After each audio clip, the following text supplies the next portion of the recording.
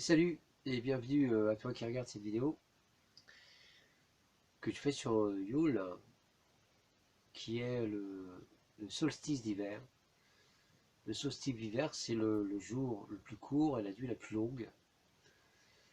C'est le moment où le soleil se lève au sud-est et se couche au sud-ouest. Et puis c'est le moment où on va faire un rituel qui est le rituel de la bûche de chêne.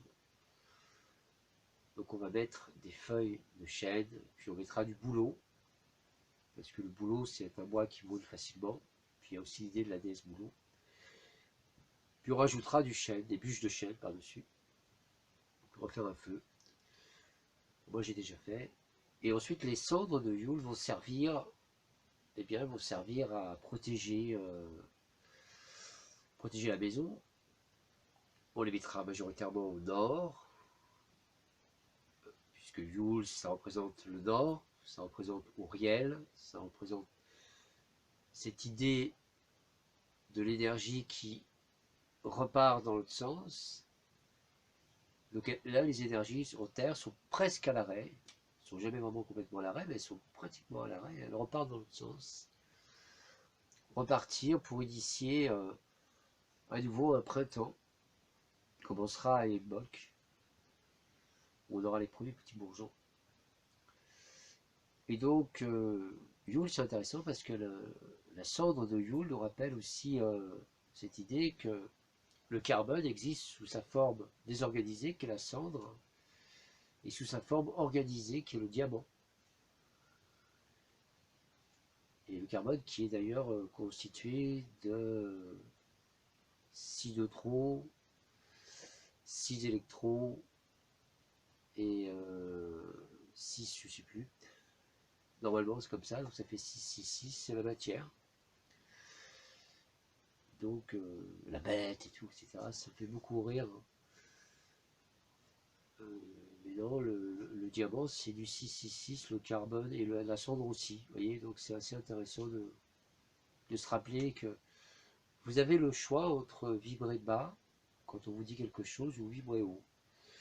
Vous avez le choix entre trouver l'idée ridicule, mais si l'idée est ridicule, elle va être remplacée par une idée qui est peut-être un peu plus cohérente.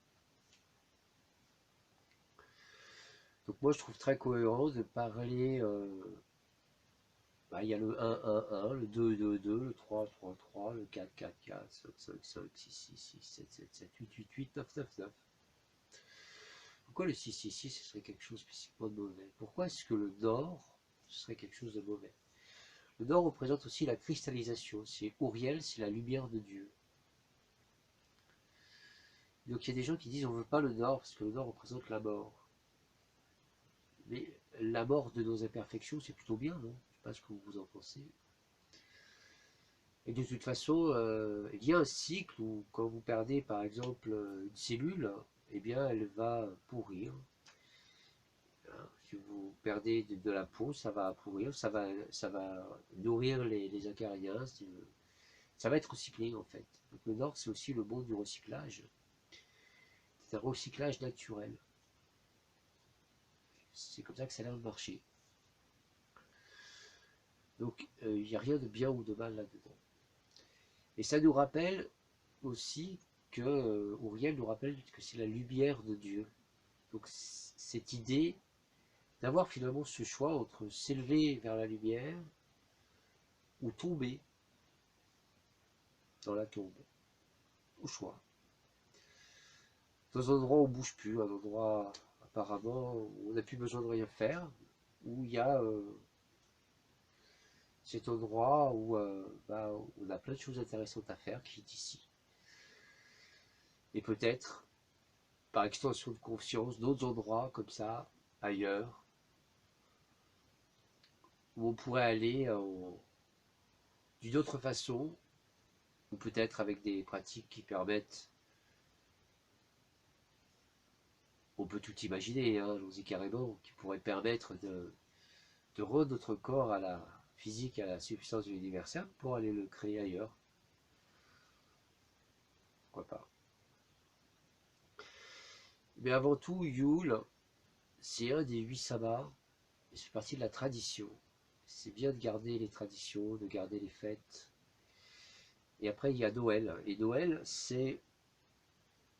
Donc Noël, ça vient de natis, c'est du latin. Mais c'est vrai que le 25, c'est la fin de Yule, c'est vraiment le début où les énergies repartent réellement. On voit dans les arbres, elles repartent vers le haut, elles repartent pour faire des branches. Donc l'arbre a fait ses racines, il a vu où étaient ses racines, et l'énergie commence à dire, bah tiens, on va faire des branches maintenant. Et l'arbre, il fait des racines, fait des branches, fait des racines, fait des branches, fait des racines, fait des branches. D'où cette question que je peux vous poser, vous avez fait quoi comme racines, vous, jusqu'à maintenant, et maintenant, quel type de branche vous allez faire? Moi, j'ai pensé à des racines de liberté, des racines, c'est vrai que les racines, c'est l'ancrage, c'est des racines qui manquent dans une liberté, et donc là, faire des branches de liberté. Alors, quelles pourraient être ces branches de liberté? On pense tout de suite à la liberté financière, mais on peut penser aussi au potager, à la liberté, à l'autonomie, des branches pour échanger avec les autres, pour être plus autonome, disons arrêter d'être dépendant des grands groupes, etc. C'est peut-être une idée. On voit le danger, hein, et l'importance des petites structures. Parce qu'une grande structure très hiérarchisée où on est obligé d'obéir à César, et bien peut-être qu'on doit rendre à César ce qui est à César, hein, comme ça. Ce qui nous permettra dans nos pratiques de rendre à Dieu ce qui est à Dieu, et d'être libre. Nous sommes libres de le faire ou non. Et je pense que ces racines de liberté et ces branches de liberté, au jour d'aujourd'hui, elles nous apparaissent comme une nécessité pour nous, puis pour nos enfants. Donc passez une bonne fête. À partir du 25 décembre, chaque nuit vous apportera un rêve qui correspondra à un mois précis. Donc le 25 c'est janvier, le 26 c'est février, mars, ensuite le 27 c'est mars, avril, etc. Et qui vous donne des idées de ce qui pourrait potentiellement arriver dans votre vie. Donc ça, selon la tradition, c'est du 25 au 6 janvier. Sachant que le 31 décembre, nous arrivons au mois de janvier, qui est le mois de Janus, qui est le mois du passage, ou du pas-sage, comme vous voulez. On va se fêter plus de liberté, peut-être. Un meilleur système d'organisation sociétale aussi, peut-être. Donc le passage. Et puis, bien sûr, il y a cette ancienne fête lointaine, romaine, qui sont les Saturnales. Pour une fois que les Romains nous ont emmené un truc bien, où on s'offre des cadeaux. Il y en a qui disent que c'est un truc satanique de s'offrir des cadeaux. Mais peut-être devriez penser à faire des cadeaux que vous avez fait vous-même. C'est peut-être mieux, je sais pas. Des cadeaux que vous avez fait vous-même. Vous avez des cadeaux achetés, et puis vous pouvez aussi faire des cadeaux que vous avez fait vous-même. Même si c'est pas grand-chose. Et dedans, il y a vos énergies. Essayez de faire des choses avec vos mains. Vous êtes beaucoup plus fort et plus intelligent que certainement aussi vous fait croire. Voilà. Alors je vous souhaite d'excellentes fêtes de fin d'année. Je vous envoie tout mon amour. Surtout prenez bien soin de vous. Et puis on se donne rendez-vous en 2022.